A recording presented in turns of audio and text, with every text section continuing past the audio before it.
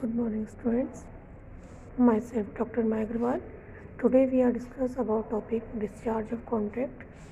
आज का हमारा टॉपिक है अनुबंधों की समाप्ति। तो बच्चों, आज हम देखेंगे कि जिस प्रकार अनुबंध का निर्माण होता है उसी प्रकार अनुबंध की समाप्ति भी होती है। तो अनुबंध की समाप्ति से आशय अगर हम देखें तो अनुबंध के पक्षकारों द्वारा उस अनुबंध के अधीन उसके अधिकार दायित्वों से मुक्ति प्राप्त करना है। यानी हम ये कहें जब अनुबंध समाप्त हो जाता है तो उसे अनुबंध के अधीन किसी भी पक्षकार का कोई भी दायित्व अगर शेष नहीं रहता या दोनों में से कोई पक्षकार अपने अधिकार दायित्वों की कोई मांग नहीं करते हैं तो नहीं कर सकता है तो उसे अनुबंध समाप्त मान लिया जाता है।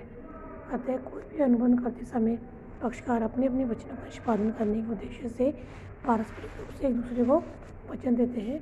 अतः पक्षकारों द्वारा उनके वचन के निष्पादन से अनुबंध समाप्त हो जाता है और यह अनुबंध समाप्त करने की सर्वाधिक प्रचलित विधि मानी गई है।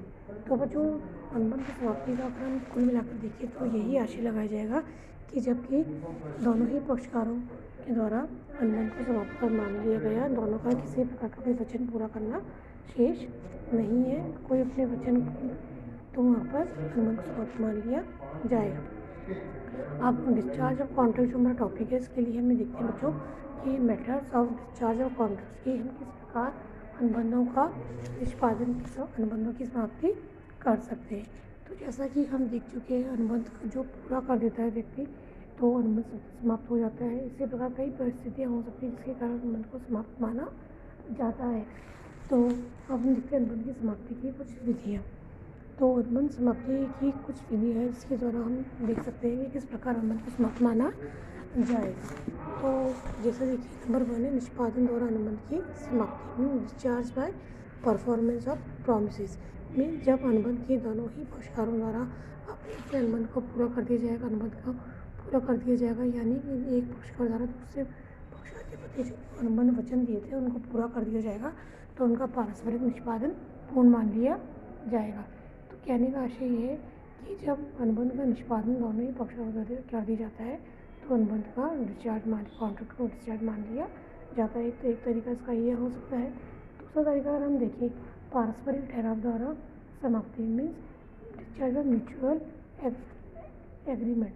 म्यूचुअल का मतलब बच्चों जब दोनों ही पक्षकार, जैसे हम देख चुके हैं अनुबंध में 2 पक्षकार होते हैं, जब दोनों ही पक्षकार अपने अपने दायित्वों को पूरा करने के लिए पारस्परिक को ठहराव आपस में कर लेते हैं तो उस ठहराव के द्वारा भी डिस्चार्ज ऑफ कॉन्ट्रैक्ट मान लिया जाता है, क्योंकि अब दोनों ने ही आपस में सहमति ले ली है, प्राप्त कर लिया और एक दूसरे के प्रति को अपने अनुबंध समाप्त करना चाहते हैं।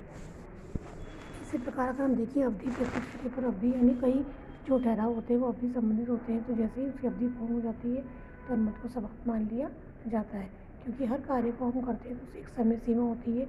इसी प्रकार अनुबंध का भी एक समय होता है, उस समय के व्यतीत होने पर हमारा डिस्चार्ज ऑफ कॉन्ट्रैक्ट मान लिया जाएगा। इसी प्रकार अगर बिंदु अगर हम देखें तो है discharge of contract by material alternation means महत्वपूर्ण परिवर्तन द्वारा अनुबंध की समाप्ति। तो महत्वपूर्ण परिवर्तन द्वारा अनुबंध की समाप्ति बच्चों की जा सकती है, क्योंकि जब हम बात करते हैं अनुबंध के डिस्चार्ज की तो कई बड़े स्तर के परिवर्तन होते हैं जो करने होते हैं। इन परिवर्तन की से आशय हम ये लगाएंगे कि जिसके द्वारा कारण पक्षकार के अधिकार दायित्वों एवं वैधानिक स्थिति और मूल अनुबंध तुलना में भिन्नता आ जाती है, यानी पहले की जो हमने अनुबंध किया था उसके में अंतर आ जाएगा तो अपने आप ही अनुबंध की समाप्ति मानी जाएगी।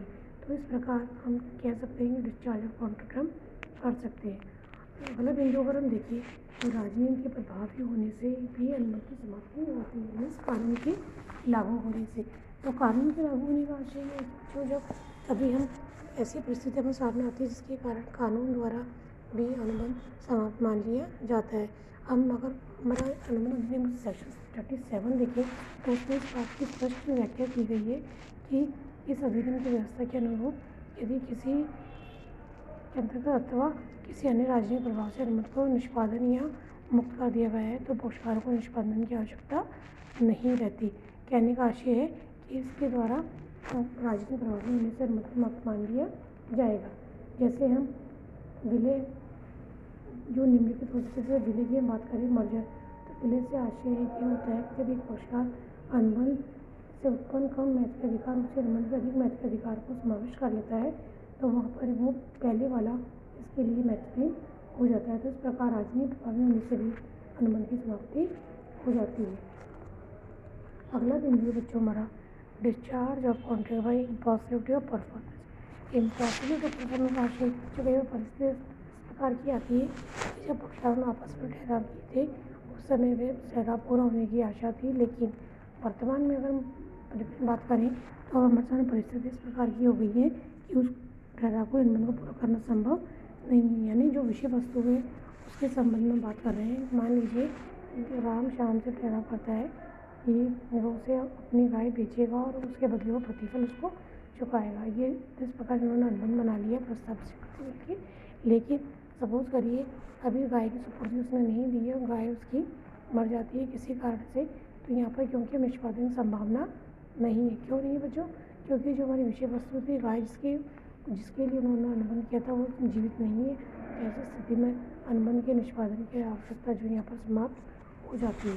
तो इस प्रकार अगर हम देखें निष्पादन की असंभवता से भी असंभावना से भी अनुबंध की समाप्ति मान ली जाती है, क्योंकि जब तक हमारे पास निष्पादन पूरा करने की संभावना नहीं होगी तो हम किस प्रकार अनुबंध पूरा करेंगे। इस प्रकार बच्चों अगर हम देखें तो डिस्चार्ज ऑफ कॉन्ट्रैक्ट की जो विधि है इसके द्वारा हम अपने अनुबंध को समाप्त कर सकते हैं। तो संभवतः अगर हम देखें तो अनुबंध समाप्ति के लिए ये जरूरी होता है कि अगर हम अनुबंध के अपने दायित्वों को पूरा कर दें तो अनुबंध का निष्पादन स्वतः हो जाता है।